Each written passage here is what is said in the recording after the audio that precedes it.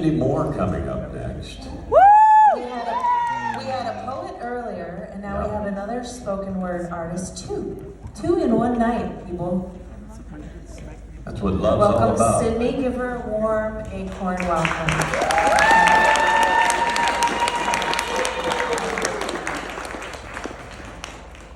Hi, everybody. Today I'm going to be telling you a story I wrote recently called Finding Balance in Love. I love you. Nothing unusual in that remark, but it was my partner's response that caught me off guard. I love you more, he'd whispered back, so playfully. Realizing an awkward pause had already come and gone, I'd squeaked out, I love you most? Because it felt like the expected response. I didn't want him to think his love was unrequited, but my heart pinged so hard in my chest that his next words fell on lost ears. My mind was too busy replaying those couple of lines.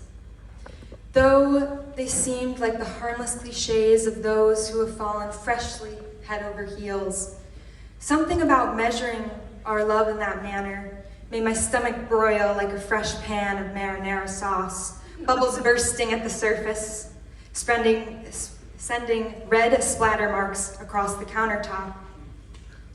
What made me so adverse to such common expressions of love? Nothing came to mind at first. But then I remembered something from my early childhood, something I hadn't thought about in a while.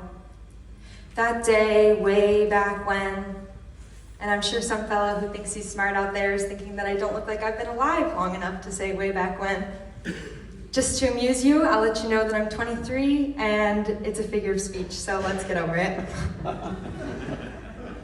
That day, way back when, my tiny hand had been tucked inside my mother's. Chubby cheeks bright pink from the brisk fall air as we leisurely walked our route on a wooded trail. But as the path snaked around a familiar bend, my tiny voice squeaked when a duckling revealed itself.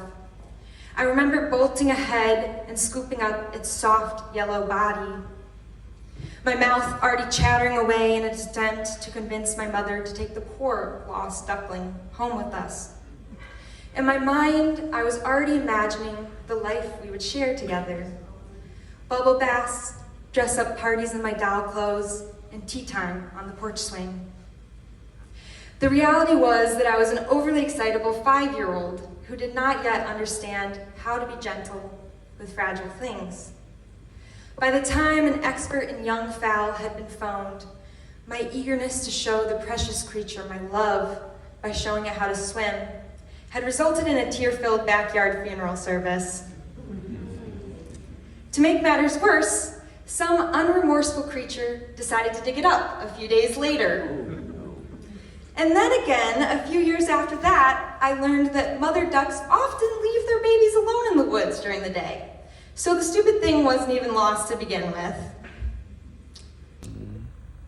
And so from the sin of loving something too hard, the duck dutifully became my most shameful memory.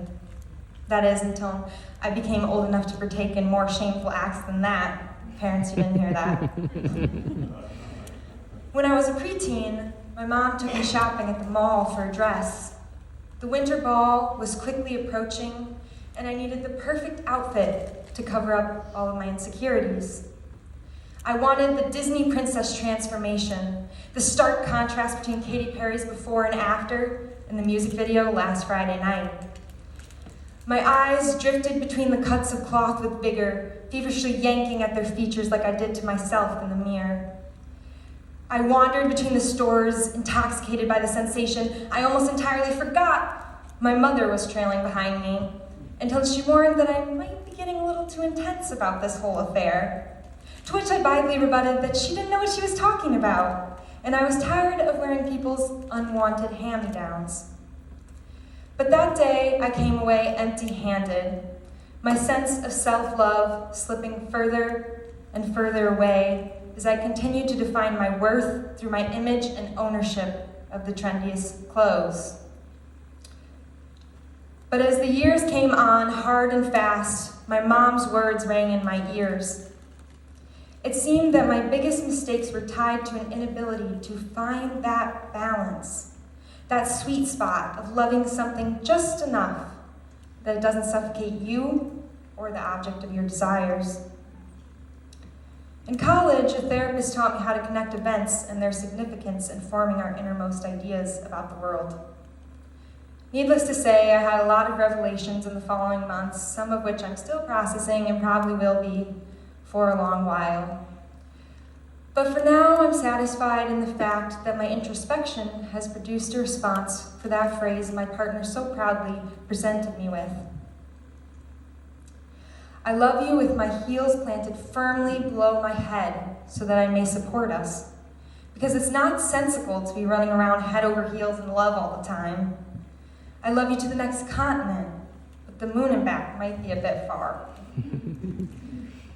I love you, but my life and the time we are apart is still worth living.